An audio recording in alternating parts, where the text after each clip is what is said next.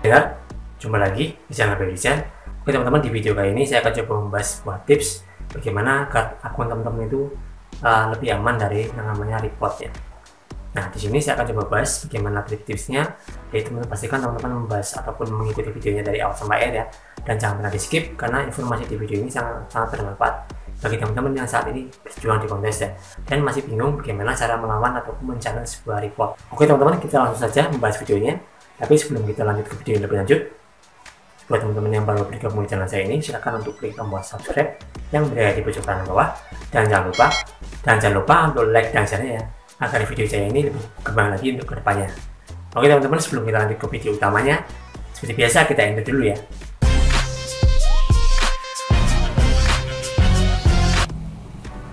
Oke, assalamualaikum warahmatullahi wabarakatuh. Berjumpa lagi di channel Bayu Desain. Nah, di video kali ini saya akan coba membahas lagi seputar kontes desain ya, terutama dan tema yang akan saya bahas kali ini yaitu tentang bagaimana agar akun kita aman dari yang namanya report di kontes desain ya. Nah, tips ini akan saya bahas ya karena banyak dari teman-teman yang sekarang ini kebingungan bagaimana cara melawan report dan men-challenge ya, terutama di channel YouTube Bayu Desain ya. Banyak sekali teman-teman subscriber saya yang desainnya itu di report dan mereka itu nggak tahu bagaimana cara melawannya ya. Nah, ini ada tipsnya mungkin yang bisa membantu teman-teman agar aman yang namanya report ya.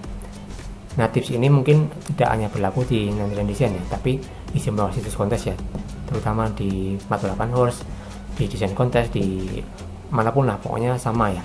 Ini sama, dan ini tips ini bisa teman-teman terapkan di kontes manapun.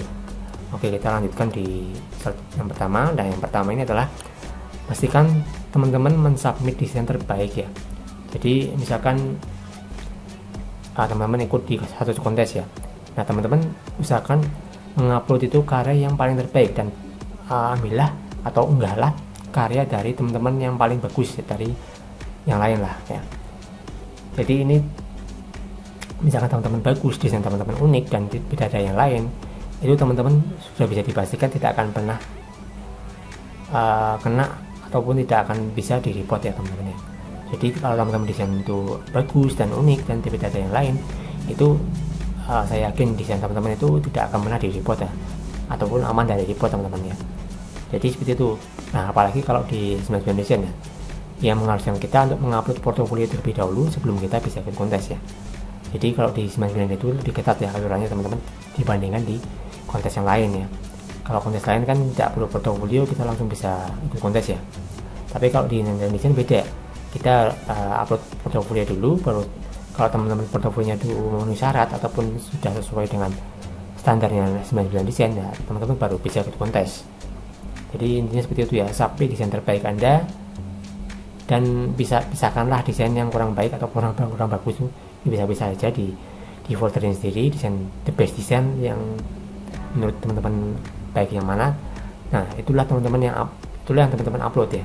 Jadi jangan sampai mengupload desain yang asal-asalan ataupun mengupload desain yang kurang bagus ataupun desain yang kurang bisa. Kemudian tips yang kedua yaitu jangan asal memakai stok desain ya. Ini artinya ada keterangan nih, penggunaan gambar stok dalam logo, ilustrasi ataupun kontes tidak pernah diizinkan sampai kapanpun ya. Jadi misalkan di sini teman-teman ikut suatu kontes ya, kontesnya tuh misalkan ini nih ya, bentuknya ini teman-teman disuruh menggambar atau membuat desain bunga. Nah, ini adalah kontes, misalkan katakanlah ini adalah stok dari internet ataupun dari website ya, ini dari website. Kemudian yang di sebelah kanan ini adalah desain teman-teman ataupun desain asli dari teman-teman ya. Nah, teman-teman modifikasi tiru nih, menjiplak sedemikian rupa dan semirip mungkin dengan bentuk dan warna yang sama. Nah, itu artinya teman-teman sudah menyalahi aturan ataupun kode etik desainer ya, ataupun aturan di kontes yang ada. Jadi itu tidak boleh atau tidak diperbolehkan teman-teman. Beda lagi kalau teman-teman itu memodifikasi. Jadi kalau teman-teman modifikasi itu boleh teman-teman, tapi kalau teman-teman menjiplak dan menirunya mentah-mentah itu tidak boleh. Itu tidak boleh dan melanggar kode etik dari desainer ya, ataupun kode etik situs kontes ya. Jika teman-teman meniru desain yang sudah ada ya, itu akan mengakibatkan akun teman-teman itu akan disuspend dan akan di-banned selamanya. Jadi teman-teman tidak akan pernah bisa ikut kontes lagi. Nah, saya akan ajarkan sebentar ya bagaimana cara memodifikasi desain yang sudah ada. kemudian kita bikin versi kita sendiri. Nah di sini saya coba ya, saya coba nih misalkan saya bikin ya, misalkan lah dari sini lah misalkan ya. Nah misalkan saya mau ambil desain yang ini nih ya, saya mau gambar ataupun tiru logonya nih ya. Ini misalkan saya crop dulu ya.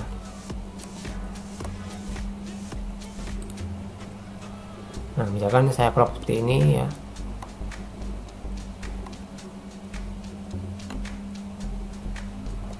Nah misalkan saya crop seperti ini ya, kemudian saya akan trace nih, saya trace.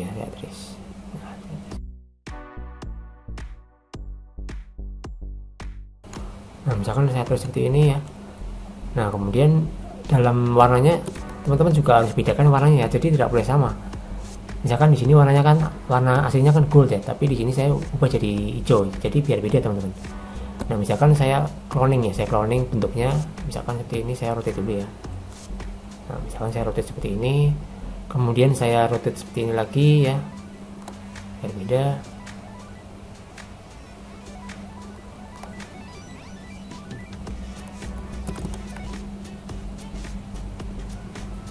Nah misalkan di sini kan ada lingkarannya ya. Misalkan teman-teman bentuknya jangan sama, lingkaran itu jangan sama. Misalkan di sini teman-teman bedakan, misalkan bentuknya bintang ya. Bintang seperti ini kan. Nah, bintangnya itu di tangannya ada lingkarannya atau ada ini ya. Ada lubangnya lah ya. Seperti ini kan lubangnya. Nah misalkan seperti ini ya. Nah ini nggak apa-apa teman-teman. Ini teman-teman bebas nih. Teman-teman nggak bisa tiru yang kayak gini. Ini artinya kita memodifikasi dari desain yang sudah ada. Jadi artinya beda ya. Ini desain yang kiri dan yang kanan itu beda. Kalau desain yang kiri itu desain dari hasil modifikasi ya, desain yang sudah ada. Kemudian kalau yang kanan itu adalah desain aslinya. Jadi beda teman-teman. Antara menjiplak dan memodifikasi itu beda. Kalau menjiplak itu berarti kita meniru dari desainnya secara mentah-mentah. Tapi kalau memodifikasi itu berarti kita bikin desain itu sesuai dengan versi kita sendiri ya. Jadi seperti itu teman-teman. Kalau misalkan mau modifikasi desain tuh, teman-teman terapkan saja yang namanya ATM ya. Pokoknya camkan ya, ataupun ingat-ingat kata-kata saya ini. Terapkanlah teknik ATM, amati, tiru, modifikasi ya. Jangan salah. Amati, tiru, menjiplak itu jangan salah, jangan kayak gitu ya. Tapi amati, tiru, modifikasi, artinya kita harus memodifikasi, kemudian kita buat desain itu sesuai dengan versi kita sendiri. Artinya desain A dan B itu harus sama, harus beda teman-teman, tidak boleh sama ya. Apalagi kalau teman-teman ikutnya kontes logo. Kalau logo itu biasanya sensitif sekali teman-teman. Kalau misalkan logo itu sama dan ketahuan itu menjiplak ya, teman-teman nanti bisa kena hukuman, ataupun kalau di kontes desain itu ya istilahnya tuh di banned ataupun di suspend lah. Nah itu kan yang susahnya kayak gitu. Kalau di suspend atau di banned ya teman-teman nanti rugi sendiri kan, tidak bisa ikut kontes, tidak bisa dapat cuan ya, dan akhirnya teman-teman nggak bisa ngapa-ngapain lagi, nggak bisa ngirim desain lagi, nggak bisa ikut kontes lagi, dan lain-lain. Nah pokoknya hati-hati lah teman-teman ya kalau di kontes desain ya, terutama ya kalau misalkan tujuannya ikut kontes ya. Karena kalau ikut kontes itu kan orangnya banyak, kemudian pesaingnya juga ketat ya. Jadi teman-teman harus bikin desain itu seoriginal mungkin dan sesuai dengan karakter teman-teman sendiri. Jangan sama ya, jangan jiplak, itu nggak boleh teman-teman. Baik dari menjiplak dari segi warna itu nggak boleh. Misalkan warnanya cuma diganti warna tapi bentuknya sama, itu sama saja bohong ya, itu nggak boleh juga.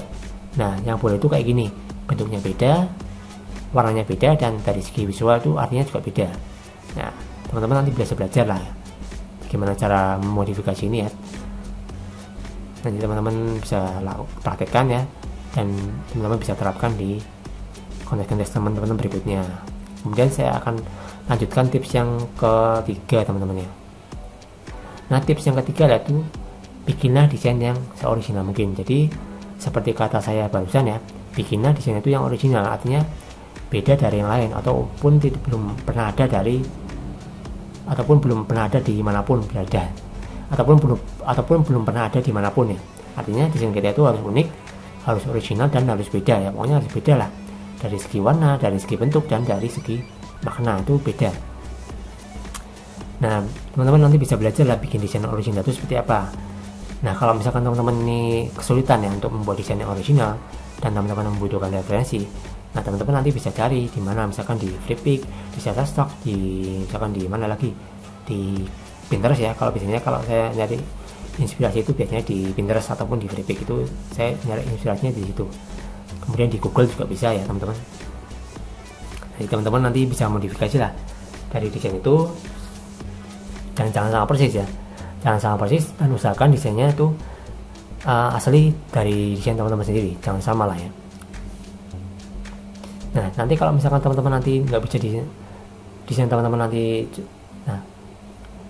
nah kemudian tips yang keempat ya, tips yang keempat ini bersikaplah profesional teman-teman. Nah, itu teman-teman ini penting sekali ya, teman-teman bersikap profesional dimanapun itu sangat penting ya, apalagi yang namanya konteks desain.